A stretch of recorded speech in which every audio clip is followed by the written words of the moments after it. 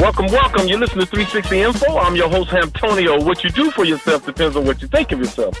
And what you think of yourself depends on what you know of yourself. And what you know of yourself depends on, you guys know it, what you've been told of yourself. Absolutely.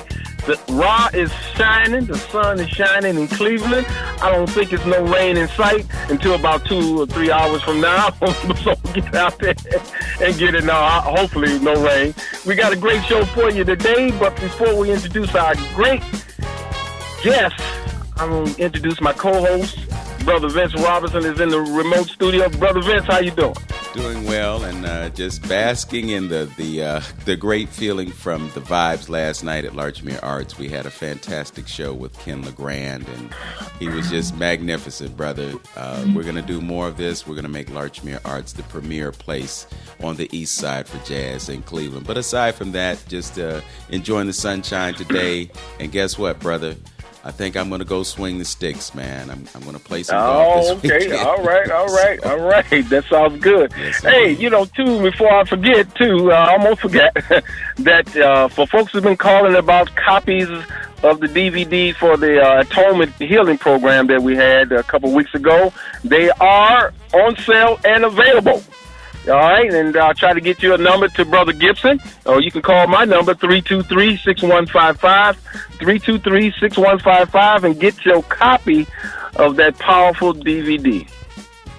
All right. Well, with that said, we have one of the most prolific scholars, not just African-American scholars, but scholars, period. We don't even have to put a racial label on him. He is Dr. Molefi Asante, professor and chair of the Department of Africology and African-American Studies at Temple University in Philadelphia. He serves as international organizer for Afrocentricity International, and he is president of the Molefi Asante Institute for Afrocentric Studies. He's been a guest on 360 Info Network many times, thanks to your beautiful connection, and we are very privileged to have him on the air today. He has a new book out. It's called Revolutionary Pedagogy, and you can go to a couple of different websites. One he will disclose to us, and you can also go to Amazon, but you want to go to that other website because we get a much better percentage of what we have due to us for our scholarship. So with that, welcome to 360 Info Network, Dr. Molefi Asante. Yeah, thank you very much. I'm really delighted to be on the show. I always love this show. It's one of my favorites. So thank you so much for having me on today. Yes, it's wonderful. It's always good, brother, because I try to do my best to bring some good information and knowledge to our listeners, because we need it ever so much in these trying times. Brother Asante, we had a brief discussion the other day, and it's it's running heavy on my mind about what's going on and where we at as far as African American people and just human beings in general with this energy that is going on in the planet. So you kind of like in a different realm per se than I am. You may be privy to more scholarship and more information as well. What is your take on where we at right now and where we should be going, or even thinking about? Well, that's a good question, but let me tell you this. I'm not in a different realm. We're all victims. so I'm right here with you. So let me just tell you what I see going on and try to explain it in a brief way. What's happening right now in this era is the crumbling of the mythical, that is the imaginary framework in the mind of white people about what their role is in the world vis-a-vis other people. That's what we see. And the results of that, of course, is that there are elements within the white supremacist world who are trying everything they can to maintain this position of power and the imaginary notion of supremacy and superiority in the face of demographic changes, political changes, people who no longer will abide by imperial or colonial dominant or intimidation. And that's why what we're seeing seems to us to be so chaotic. It is because there is this fear of transition, this fear of change, when in fact it would be no fear. It would be no problem if people of European background saw themselves alongside everybody else rather than trying to be above everybody else. That pretty much sums it up. Yeah, that's, absolutely, because, this is, I've heard, people are really trying to really re-accentuate that particular thought processes, because we just had, a recent census came out talking about, their demographic shrinking. And, beforehand, when with a 0 to none or population growth that we were talking about, our European friends, and you think that's the reason for maybe a step up in their particular agenda, whatever case that may be, and I'm hearing that more often than not, Yeah, I think you're perfectly right. I think that what's happening is that not only is that a problem, but that is precisely the reason why we're having this great distress that's going on in the world. Not only is the shrinking of the population in terms of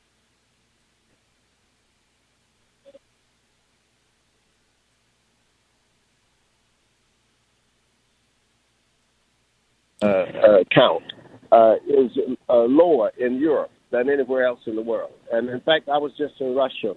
I was in Moscow back in 2020, actually in February, just before COVID hit here. And the people in Russia, many of them are saying what they need to do because their population is shrinking and they're only 125 million in a vast country, that they needed to import Nigerians, and that their idea was that Russia should, some people were saying this to me, some Russians, that we think that it's a good time now to bring Nigerians into Russia, since Nigeria has a population than Russia, and because we need the manpower to continue the advancement of the industrial state of the Russian Federation. Well, I think that what's happening is that for the first time, this light of the demographic change is just as powerful as the climatic change, the change in the climate. That what's going on now is something that was not even anticipated 50 years ago. And now it's anticipated, not only anticipated, people are rushing around trying to figure out how do we contain it or how do we control it and so forth. So that's what I am seeing. And I think that ultimately what's going to happen is that the African population in the United States of America, of course, is advancing. And what they don't tell us is the advancement of this population by virtue of legitimate immigration of Africans from the continent of Africa. People are concentrating on what they call undocumented immigrants, but there are many Africans who are moving to this country, as there are Africans who are moving, African Americans who are moving to the continent, but there are many people on the continent moving to the United States. Whenever I see them raising their hands and saluting the flag and saying they want to be American citizens, you always see Africans in the group. So what's happening at the ground level here is that this country is becoming much more diverse, and as it becomes more diverse, then you will find that the Europeans will be screaming louder because of this whole notion that they are supposed to be superior and they're supposed to run everything. And there are other people. Now you look around and the scientists who came up as the lead scientists for the COVID the vaccine on both sides were both blacks. Kismakia Corbett for the Moderna and Oyema Obuagu, a Nigerian, for the Pfizer.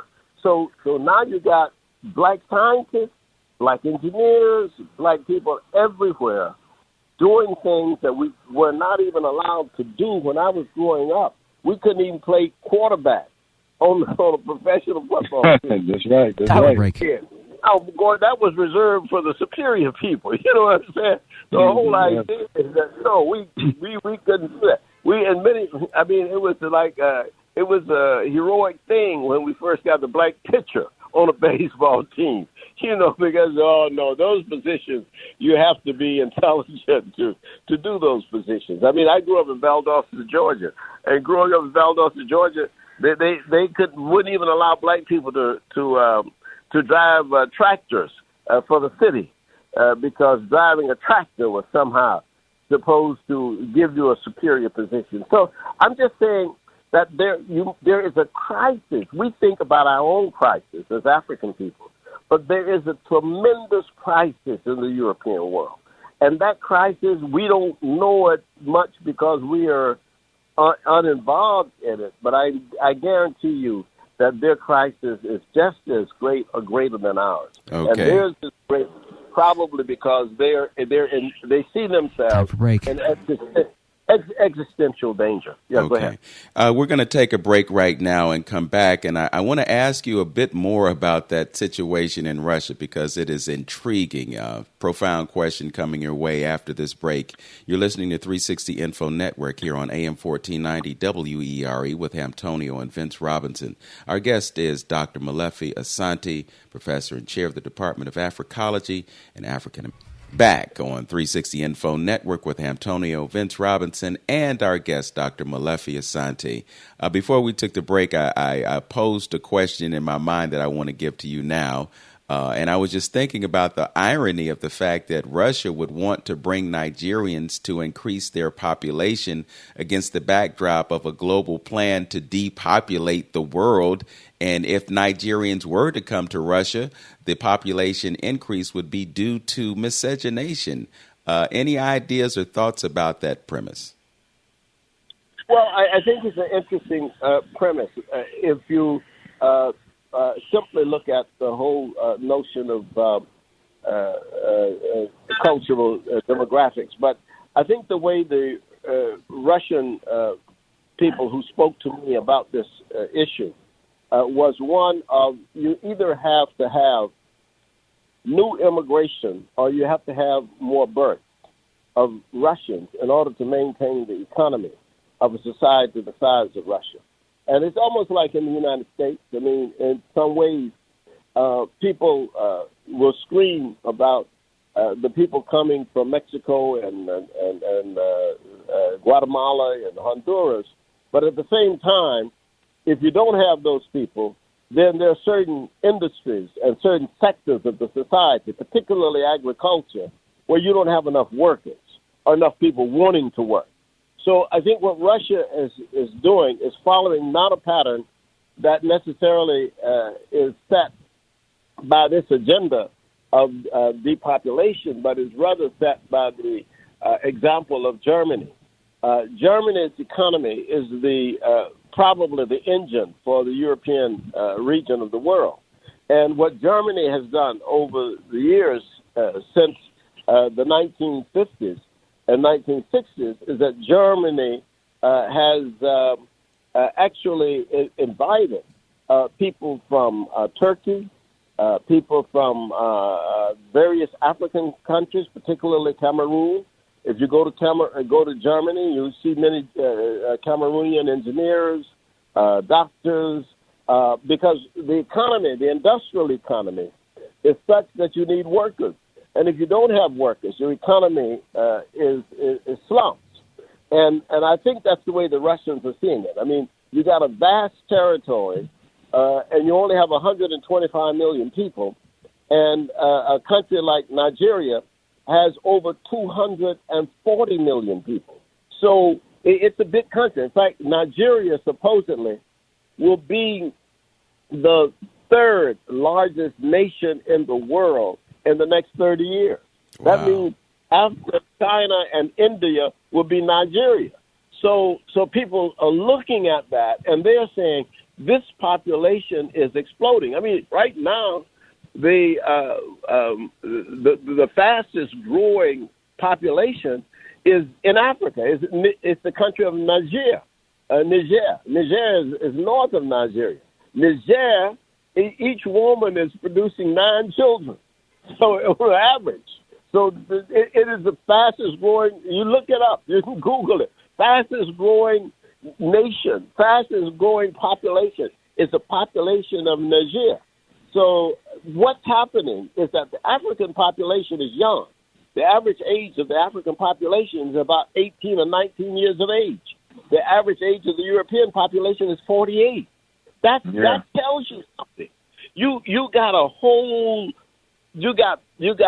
millions, hundreds of millions of Africans who are going to be available for the world, to be anywhere in the world and do everything. I mean, and that's what's happening.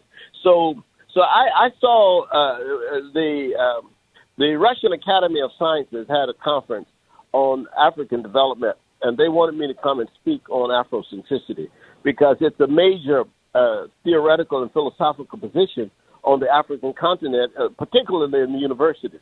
And so what has happened is that Russians wanted me to talk about what kind of avenue the Russian people should take toward Africa, because they don't want to take a colonial attitude that the Western Europeans and America has taken.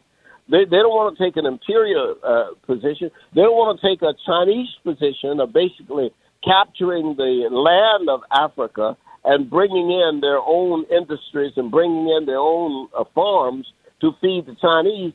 So they say, what can Africa do to have, what can Russia do to have an engagement with Africa that is a partnership rather than one of domination? And I told them, straight out, as far as I'm concerned, the only way we can operate in the world is to get rid of this notion of this racial ladder where you got white people at the top and other people and black people at the bottom. If you get rid of the racial ladder, then everybody can talk about people as human beings. If you get rid of the racial ladder, you don't even have to have a conversation about critical race theory. If you get rid of the racial ladder, which gives this hierarchy to Europeans, then you destroy the whole system, because the whole system is based on an illusion, and it's a terrible illusion. And we saw it. I growing up as a little boy when Joe Louis was fighting. I know that's an old time, that's a long time ago, but it was a thing in my house in Georgia. Joe Louis, beat up a lot of folk. And we said, oh, wow. So we used to think that maybe Europeans could not be beaten. But, hey, wait, Joe Louis, Jack Johnson had beat up a lot of them, too. So we said, wait a minute. These are all human beings. We're all human. And if you have the notion of humanity, then it gives you a whole different view, you see. You can understand this relationship because Homo sapiens come from the continent of Africa. That's all Homo sapiens. And you don't have to have intersectionality. You just have human beings. When I see you, I see a human being. I don't see, I don't judge you or rank you or give a sense of hierarchy because of color, complexion, creed, gender, class, nothing like that. I see a human being.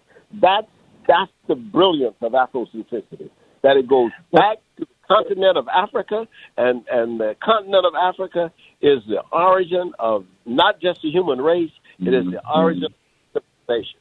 And the African people, they recognize difference, but they did not make a hierarchy of difference. Go ahead, I'm sorry. Yeah, but Doc, question then. So how would you analyze, the European fear? Where is that coming from? That somebody works so hard to not tell you about yourself. And I know that's what conquered people who conquered other folks do. They're going to, speak on their narrative and push their agenda, things of that nature. But, across the whole planet that you going around, setting up systems that put the African American on the bottom of the totem pole, and you out there pushing that agenda and people adopting that agenda. So, and people would say that, hey, if they make the playing field even, they're fear that you would do to them what they done to you? Where do you think that's coming from? Well, Their fear. I think it's existential. I think it is whether or not they will exist. I think that's why we call it an existential fear. It is, look, we have done so much bad. We have done so much stuff. We don't even want people to talk about the stuff we've done. That's the way white people are thinking. Right. Much stuff. We don't want, I mean, in Texas, they are outlawing certain subjects to be taught in school. You can't teach about Martin Luther King Jr. You can't teach about Malcolm. You can't teach that. You can't even teach about the true facts, for example, about the Alamo, which was that the Alamo, the white people supposedly remember the Alamo. They were occupying Mexico's territory.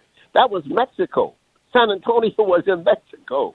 And they not only was it in Mexico, but the white people had come over to Mexico and they had brought slavery, enslaving Africans inside of Mexico. And Mexico had outlawed slavery in 1829 at the behest of a black president, the first black president in North America, Vicente Guerrero. He outlawed the enslavement of African people. In the 1830s, the white people came over into Texas from Arkansas and Louisiana and those places with enslaved Africans. And that's when the Mexican government under Santa Anna, with many blacks from Mexico, Mexicans, said, no, go up there and like these people. They're bringing slavery. Stephen Austin, slaveholder. So all of these things don't want you to and don't want you to know them, see the sinister who had against African people for hundreds.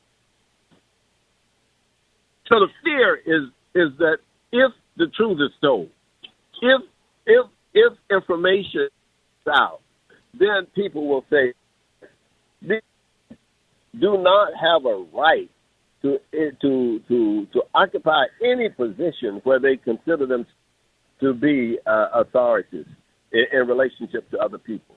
Because see, that's a fundamental problem.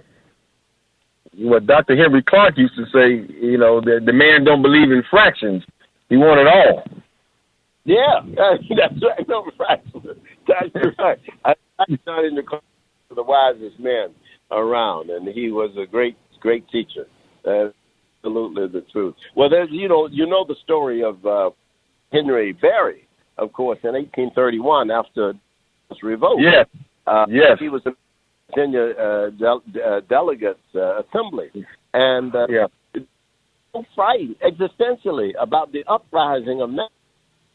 When Nat Turner uprising killed about 65 white people, right? And these people didn't have weapons sufficient enough, but to the white people who were enslaving them. But they fought, and then of course the retaliation was that they killed 300 black people on the basis of these 60 people that were killed, 60 65. But what happened afterwards? Virginia delegation met, and Henry Berry, who was a slaveholder, he said, we have tried everything to prevent the light from. We've tried to present the light. We've tried everything we could to make sure that every avenue so that these Africans could not receive the light. But he says now, he says. But can man be in the midst of freedom? Can people be in the midst of freedom and not know what freedom is? He said, now we've allowed them to have this revolt. The only thing you can do is to extinguish the light altogether. So, and that's what education is. Education has not always been our friend. It's been our enemy. And our valiant struggle to subvert the intentions of it is in this land, if you ask me, and its history, I should say, of many of the great women of education. I mean, we got so many giants of education, and they're not. I mean, sometimes we emphasize men, but I'm gonna tell you, the heroics in terms of the women, whether you're talking about whether the schools are in Philadelphia or Cleveland or Detroit or Chicago or Washington. I mean, you got the names of giants. There's no. In Revolutionary Pedagogy, in my book, Revolutionary Pedagogy, I talk about these women. I talk about Adelaide Sanford. I talk about Barbara Sizemore. I talk about Freya Rivers. I talk about Chris Wiggins. Laxton Billings, Joyce E. King. These are heroic intellectuals, academics, fighters for justice and right. And if we don't honor them, it's our great loss. And we don't need that kind of loss. Dr. Asante, your book is titled Revolutionary Pedagogy, Primer for Teachers of Black Children. I'm looking at this title for the first time, and I'll let folks know that you can get this book by going to uwpbooks.com. That's uwpbooks.com and pick up this book. I'm just, we've had a few shows in the past few months that dealt with this whole idea of critical race theory. And in Ohio right now, there are 2 bills in the House of Representatives for this state that are looking to ban critical race theory. So, you're talking about teachers of black children, and these 2 ideas are diametrically opposed to each other. So I'm just wondering, what can we do to empower black teachers to bring the truth to their students while we have efforts by legislators to reduce the amount of information that we get about history relative to black people? Well, here's what I've always said. First of all, I said, critical race theory as an idea was something that came out of the University Law School. It really came out of a couple of people. Derek Bell, whom I knew, who's gone, he's deceased, and Kimberly Crenshaw at UCLA. And both Derek Bell and Kimberly Crenshaw believed that racism was almost impossible to get rid of in American society, the American nation. And the reason racism was almost inherent in the society was because every institution, particularly legal institutions, all the organizations were organizations that embedded racism and this notion of white superiority inside of them. So if you have an institution, whether it's the church, the corporation, the schools, the universities, if they embed that idea, and that's the fundamental idea of it, then what you will find is that nobody wants you to talk about it. But yet the university professors in law school, the black law professors who took up this idea of critical race theory, they wanted to talk about the discriminatory history of the nation toward the First Nations people, the Native Americans, toward the Africans, toward the Latinx, toward the Asians, and even toward the poor immigrant whites like the Italians who were lynched in the South. All of these things they didn't want you to talk about. But the black law professors said, we got to talk about it. So here's what I say about this whole thing. I said that what black teachers can do is to have revolutionary pedagogy, which is an Afrocentric pedagogy. And if you have Afrocentric pedagogy, you don't even have to deal with critical race theory. Just teach the truth. Just teach the facts. Right. And therefore, because what critical race pedagogy, for example, does is really trying to use critical theory to study multiculturalism and to advocate teaching as a political act to change attitudes, but or to bring about social justice. But Afrocentricity is even deeper than that. Afrocentricity is to teach facts on the basis of the fundamental truth that Africa is the home of civilization and that all Homo sapiens come from Africa. And so that means we got to dig deep into African ancient knowledge and philosophy to understand what it's about, to be able to engage with contemporary realities and so forth. And in that sense, it's much more powerful for me than any discussion of well, let's criticize the Europeans. I mean, we can criticize the Europeans all day, but what we don't have in our schools is that we don't have enough teachers or superintendents, because it really, I always tell people, it doesn't matter. Sometimes you can have black superintendents and still the schools do not teach our children right, because they're not aligned. They don't align the content with the culture and the centrality of the students' knowledge narrative. They don't put us in the middle of our own history, in the middle of our own narratives, you see. So Afrocentricity and revolutionary pedagogy suggests always that cultural justice is just a way to force thinking beyond social justice.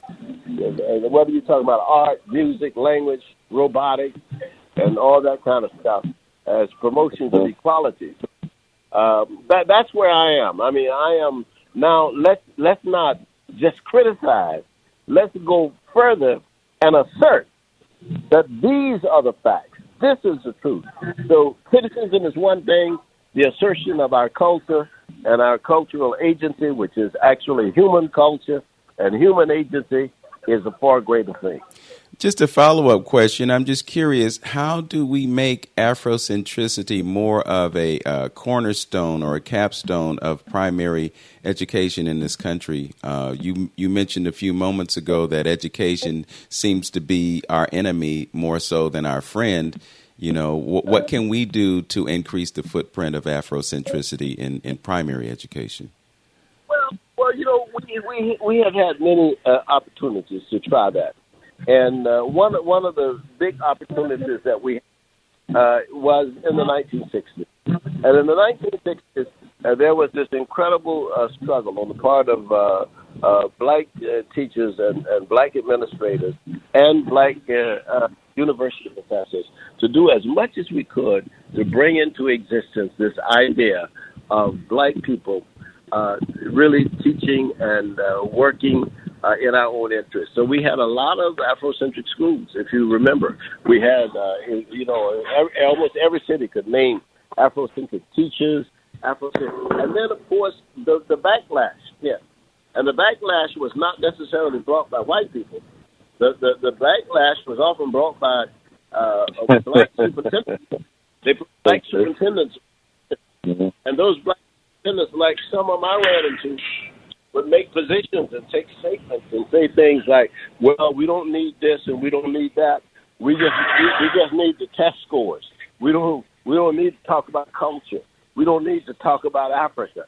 We don't need to do that." And so fundamentally, we lost the initiative, and we lost that initiative, which we need to regain. And that's part of what I think the ordinary people can do.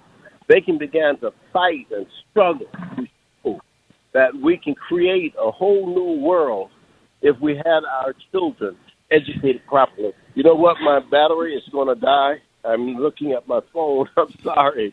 I didn't even anticipate this, and I don't have my charger. So I can take up our discussion at another point, okay? But I see here it's telling me to close. Well, I do have 20%. Remember. Oh yeah, you may be good for a few more minutes. You got 20%. Yeah. We'll spare you for a couple more minutes, Doc. But I'm looking at it and thinking, you know, again, what I always say, we're in a battle for our minds, and I was kind of like trying to think on the reason you wrote this book is to maybe educate more teachers on how to teach or what to teach, or do you think it's a necessity of this book because of our condition as African American, or our makeup, you know what I mean, or who we are and our learning abilities? Do the book kind of touch on both of those aspects? I think you've hit it on the head, the nail on the head. It's all of that. You're perfectly right. That's what I'm trying to do. I'm writing this. This book was written for teachers, for administrators, for parents even. And if you go out and you get revolutionary pedagogy, you will know how to teach your children, because I do have content in there as well. And then I also rely on the book called The Afrocentric School. This book is by brilliant professor from whose father was Ghanaian. Her name is Na Dove, Dove, and the book is called The Athmoscentric School. And she made research in Africa, came up with the principles of how you teach black children based on African mothers. So I think that those two books, Revolutionary Pedagogy and the Afrocentric School, those two books, all educators ought to have. You know what, Doc, also, and, that's why I always try to stress the importance of culture and the community culture type of thing, because, yes. There's some people saying the problem we have, and too, with some of our kids, especially the boys, that we don't have enough black male teachers that are teaching our children. And I know in a community, Afrocentric or African-centered type of community, if there was a void in the community, that you almost kind of like told, well, you won't be a teacher, because that's what we need for this community, and that's what you're going to be, regardless of your dream. So in some aspects, that seems, at least where we at right now as a people, we need to be directed in areas of need. Everybody can't go to school for a social school, to be a social worker and things like that. We need engineers, we need black male teachers and things like that. Your take on that? Mm-hmm.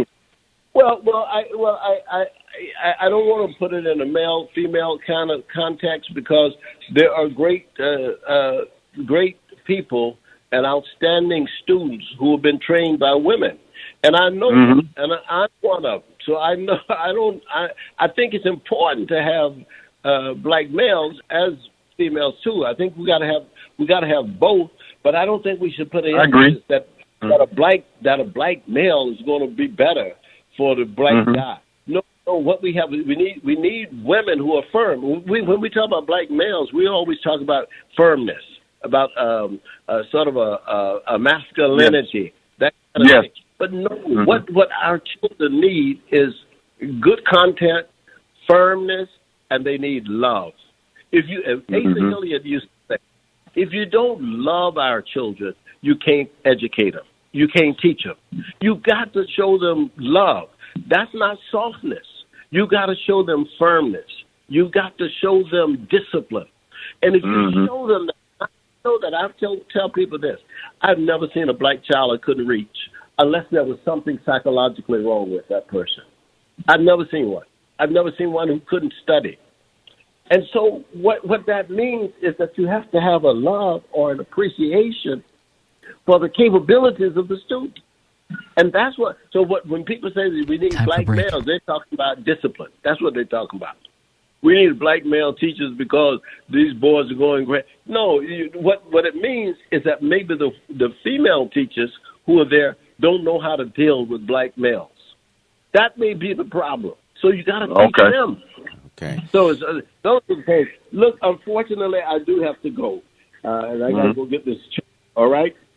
All right. Yes, sir. Appreciate you, Doc. I appreciate it. Thank you. Bye-bye. Right. Ladies and gentlemen, Dr. Molefi Asante is the author of Revolutionary Pedagogy.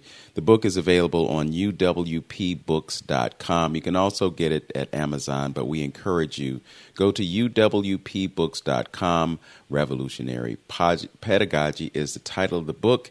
And we'll talk more about that book, and we will also welcome one of our callers. Rodney Taylor is on hold. I know he wanted to talk to Dr. Asante, but you just heard he had to make an exit.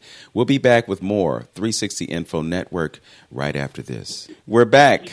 360 Info Network with Hamptonio and Vince Robinson. Our guest was Dr. Molefi Asante, and he is the author of Revolutionary Pedagogy, Primer for Teachers of Black Children. That book is available at uwpbooks.com. That's uwpbooks.com.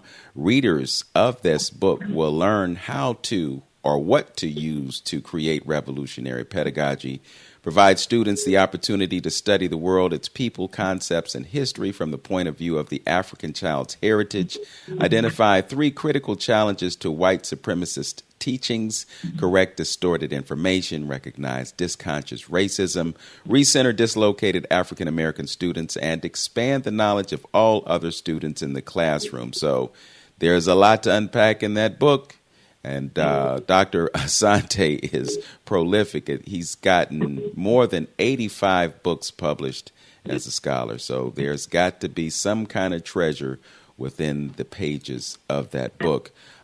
We have a caller on the line who wanted to pose a question. His name is Rodney Taylor. Rodney, if we can't answer the question, we'll just do our best to connect you with Dr. Asante, and perhaps you can ask it directly. But at any rate, Rodney Taylor, welcome to 360 Info Network. I thank you for you accepting my call. I'm sorry I missed Dr. Asante, but I would like to address to Dr. Asante and to your staff. We need to address not only the children. The children are so important. They get education and learning. But the parents, the mothers, the fathers need to be educated also. Because without that, that child that learns something will not be able to do anything if he goes back to the home and the parents are not educated. Dr. Asante makes a good point. He makes a point that says that we need education, we need learning and all of that. But to understand that, this child must have the basic learning from their parents, because it's so important to have that. Is it not, and I'm asking you all, is it not important that the parents be educated also? Because without that, that child has nothing. Well, Rodney, I have to fully and totally 100% agree with you. And I would also add to that it is more our responsibility than it is the schools to educate our children about our culture, about our history, and about who they are. It's the education actually starts at home. The education system that we have in America is anti-black in a lot of different ways, because the intention of the education system is really to just groom workers. It's not to liberate people. It's not to educate them to a point where they can be completely and totally self-sufficient. It is there to create a dependency on a government and a system that fosters oppression. So your point is very well taken. This is a conversation that we need to have with not only with folks like Dr. Asante, but we need to be having these conversations with superintendents and principals and all of those who are involved in the education of our children. But we have to find ways also to creatively provide opportunities to educate parents, because if the parents don't get it, then the children, if you just leave them to the schools, and especially with what they're getting now, there's going to be a tremendous deficit. I speak from a point of personal experience. My father went to a junior college in Merced, California, and he took the subject of Black history and African history, and he brought that home to me, and that was part of the impetus for me to have an affinity to Afrocentric education. So your point is very well taken, and we definitely appreciate your call. Now, what about the fact that educational wealth, generational wealth, about educating our children, about exposing them to economic opportunities, banking opportunities, credit ratings, and all of that, generational wealth, life insurance. We need to educate our children, start them from the beginning to build wealth and understanding. Right. The white people have always, the white people have always over the course have had generational wealth. Right. Black people have never had generational wealth. We need to afford ourselves the opportunity to gain opportunities, not only for the poor, the rich. We need to educate our children to understand that we can do something. And then we know that our parents, the mothers and the fathers, understand that their property values and everything that we do means something. We have to do something to build ourselves back up to something. Yes. Well, and you can't allow anybody else to teach your children, you see, and everything, from my understanding and standpoint at this point, it has to come from an Afrocentric point of view. Something Dr. Leonard Jeffries always used to say, whatever you're doing, Afrocentric. Yeah, all right. Sorry about that. Yeah. Turn it to African-centered type of study. And anything you do, if you go to church, make it Afrocentric. Do everything to promote that type of culture and behavior. So until we start developing our own scholarship and our own teaching curriculums and things like that, we're going to always have that problem. And of course, that was something that was left out of our curriculum, as far as financial literacy is concerned. We don't go off into it as much as we should. So I go back with Brother Cabernet saying, which he validated my thinking as well. We got to close the gap, so that if that means Sunday and Saturday schools, then that's what we're going to have to do to drill down on information that is just about us, just like the Jews do. They talk about our heritage, talk about our culture, and give our kids and adults as well that extra that they need to bring them all about as far as have a community effort. And teach them about community and culture. We have to do that. So what do we do to uplift the parents, the mothers and the fathers, to understand and bring to their children and uplift them too? Because it goes back to my opening. Need to be educated. Mm-hmm. It goes back to my opening, though.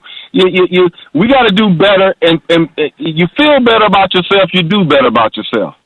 If Africa was put out there... What do the parents do? The parents are not educated. How can they educate the children? Okay. Brother Rodney, we're closing in on the end of the show, and we definitely... Yeah. And I love you. This program is great. Thank you. Bye. Thanks for calling. Thank you, brother. Very, very well stated points. When we look at the idea of financial literacy and we line that up with culture, history, all of those things, they are strategically left out of our educational process as a means of disempowering us. So what we have to do is we have to begin researching and spreading the word. There are lots of ways that people can become financially empowered. Rodney was absolutely correct in terms of, the failure to pass down generational wealth. I mean, you have a house that's been in the family for years. Grandmother, grandfather, they worked hard to get that house. And then their offspring end up selling that house, splitting up whatever's left over if it didn't go into probate, and then there's a lost opportunity to pass down generational wealth. We have to do better as a people, and it means that we have to be intentional about acquiring the knowledge and information that is required for us to empower ourselves. And we can't blame it on the white man that we don't know what to do. If you don't know what to do, you have to find out what to do. So I'm saying, turn off the television set. Atlanta Housewives can wait, and all those other shows that have our minds occupied. Do research, do your homework, connect with folks who are doing things. We have an investment group in which people are making hundreds of dollars a day because they found out a way to do it. We have ways to empower ourselves to be much more successful against the backdrop of all the controls that they want to exert on us, all the mandates that they want to push to hamper us and hinder us. There are things that we can do, and there are things that we must do. Brother Hamptonio, any concluding thoughts? Well, yeah, I agree with that. So I think it all starts with freeing up the mind. Free up the mind, and the rest will follow. So we got to put out more information that speaks on our culture and who we are. And I think, it will fix itself. You'll know what you need to be doing. Okay. As we started the show, you indicated that there would be DVDs available of the program that you had at Wings Academy. A few they're available. Ago. Yeah, they're available. You can call myself or Freddie Gibson at that to 216-526-0659. That's 216-526-0659. Or you can call me. I'll connect you. One or the other. I think they're $25, and it's 2 DVDs. So if you want that, you guys been calling me about it. We're ready for you. Okay.